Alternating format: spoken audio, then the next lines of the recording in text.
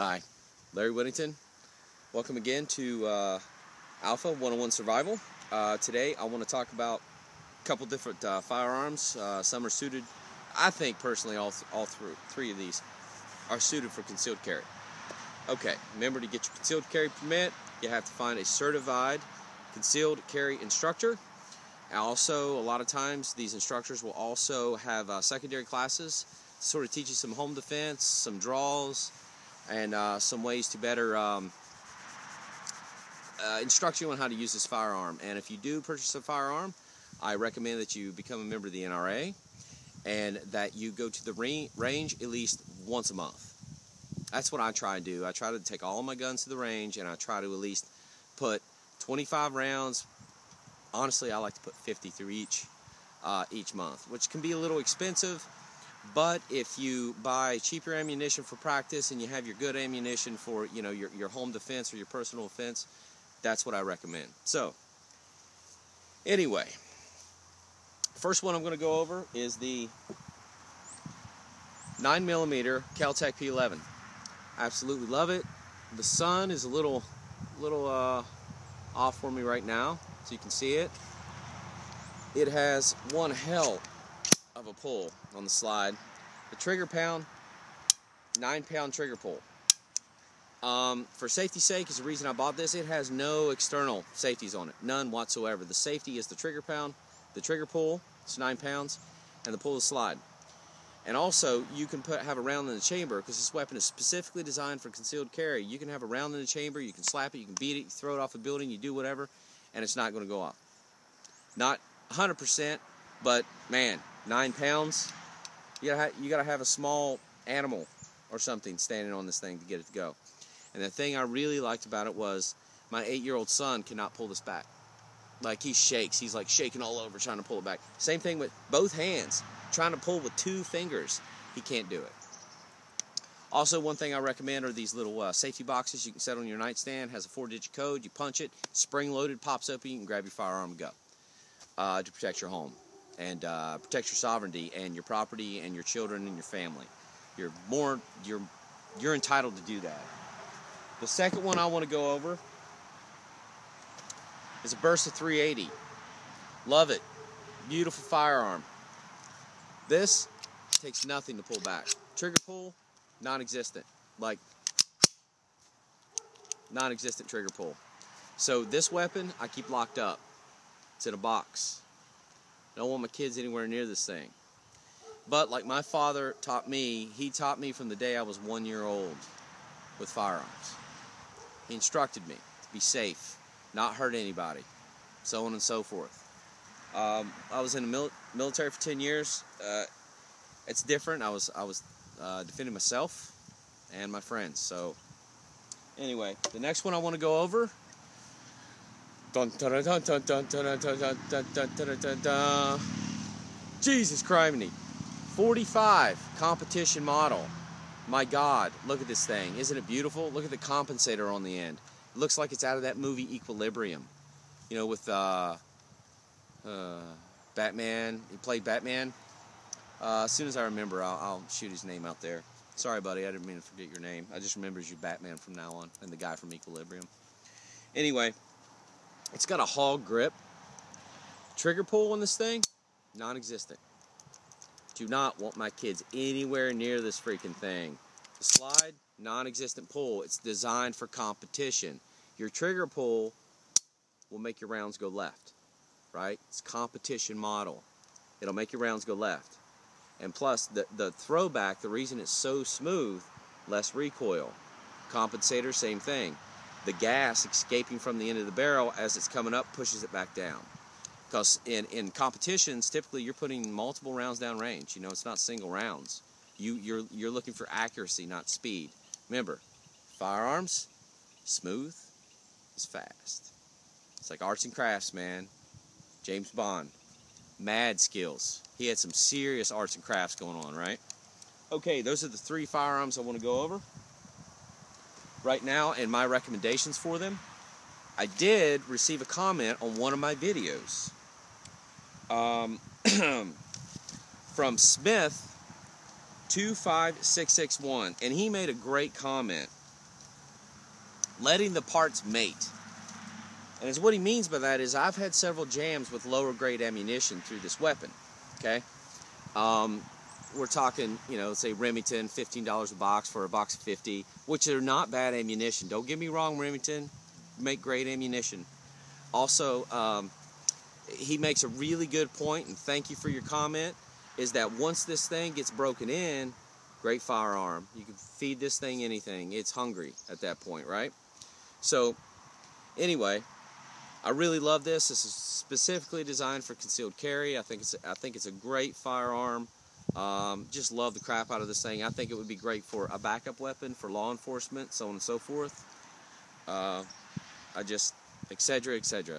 I can't say any more about this thing. You know what? I love this thing so much. I bought two. Aren't they pretty?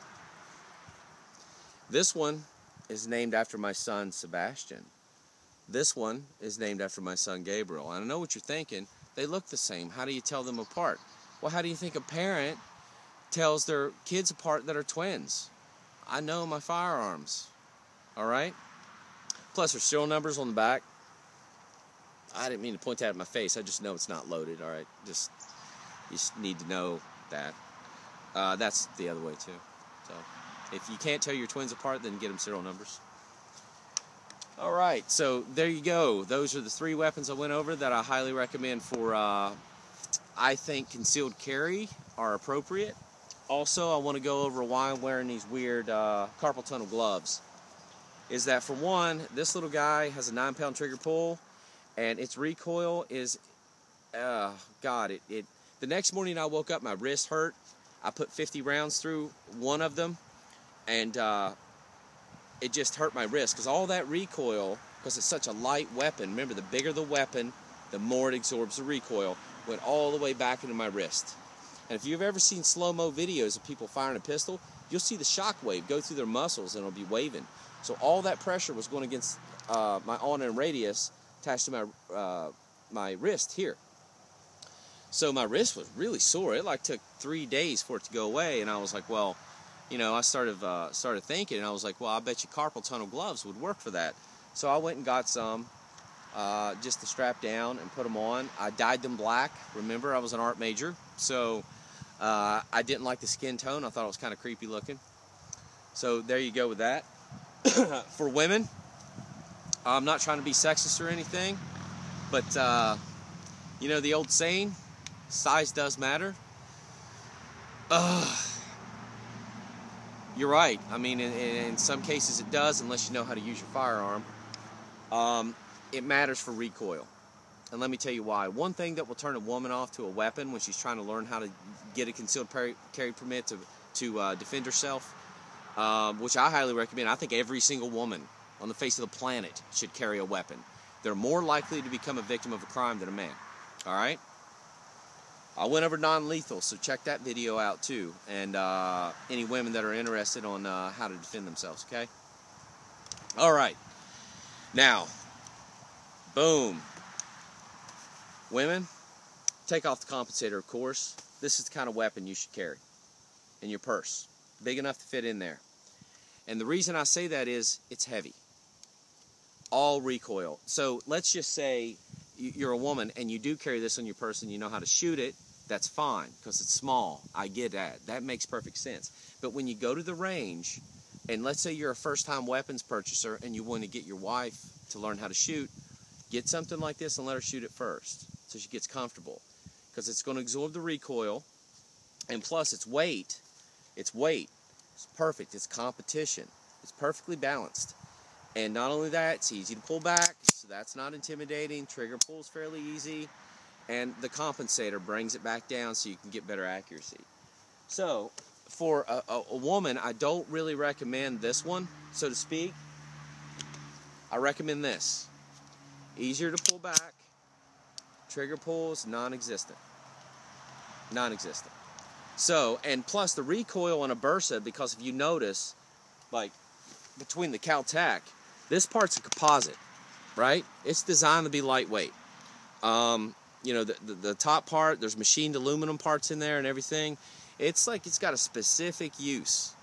But also, you know, a firearm to a person is like trying on a pair of shoes. You know, you really got to think it out. But my recommendations are these 3 firearms. Ladies, can you imagine pulling this out of your purse if somebody was trying to hurt you, rape you, do whatever, rob you? They'd poop themselves. And then if you did shoot them, the only person that would be cleaning the poop off of them would be the undertaker, right? Cleaning them up. So, dudes, you like to concealed carry? Here you go. Women, you want a concealed carry? Here you go. Bursa 380. This one's pretty. I've got another one that's completely the stainless steel here. This one's blacked. The other one I've got is all this, the stainless look to it, and it has wood grips. But I do recommend like a hog grip for this. It's softer, it feels better in your hand. You don't feel like it's going to slip out. In practice with smaller firearms, definitely shore your wrists up. You know, something like that will help out a lot. So yeah. And plus, this is heavier. Remember, this is composite, so it's lighter, so the recoil is going to be more. The recoil's taken out a little bit more. And you got to remember, a 9mm is a bigger caliber than a 380. So, husbands, if you're out there and you're looking to purchase something for your wife and you want to get her into that, get her a bigger gun, let her shoot that and get used to it, and buy one of these. I'm scared to death of revolvers because I have kids. Revolvers takes nothing to pull them back. You know, so a revolver's a specific thing. It fits a specific style of person. Now, my dad, he taught me on revolvers, so I understand how lethal they can be. Because it doesn't take much. Now, one thing I want to explain to you is I want to go over a couple rounds before I run out of time. I've only got 15 minutes per video, so if I start to run out, I'll make a part 2 to this for you guys. Okay. Oh, let me find my tape measure real quick, and give me a second, and here we go. All right. Look at this. This is for the 45 competition. Jesus. Right? Look at the width on this thing. It's insane. This is a 380 round. This is a Zombie Max round. And look at the width. See the difference there between the 45 and the 380? And then,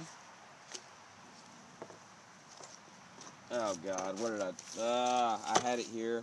Oh yeah, okay, here we go. I found it. It's a 9mm round.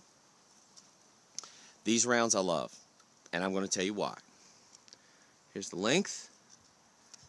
Here's the width, right? The reason I love these 2 rounds right here. This is the Hornady Max Critical Defense round. And if you notice, red center, copper jacket. If you notice the projectile sharper so you can't get a jam. The machining through here, in between the actual round itself and the casing, non-existent. Barely feel it. Also, if you're in a low light situation, drop around on the ground, you can see it. Zombie Max, same exact thing. Only difference is, as a brass jacket. This, nickel plated jacket. Right, 9mm, 380. Alright, makes sense? And the reason I love this, these 2 rounds in particular, the Hornady, is that even though I didn't break my Caltech in, when I went to the range, I kept getting jams. I was like, well, forget it. You know what? I'm just going to load it up with a full mag of Hornady, fed through, no problem. So my recommendations is you buy one of these, and you're practicing with it, and you're breaking it in, because you will get jams, which thank you, Smith, for, you know, pointing that out. When all the parts start to work together, it's a smooth gun. Thank you, Smith 25661. Appreciate the comment. Appreciate watching. View, like it, please, guys. So there you go. These are the 2 rounds I suggest for the 380 and the 9mm. And I'm not quite done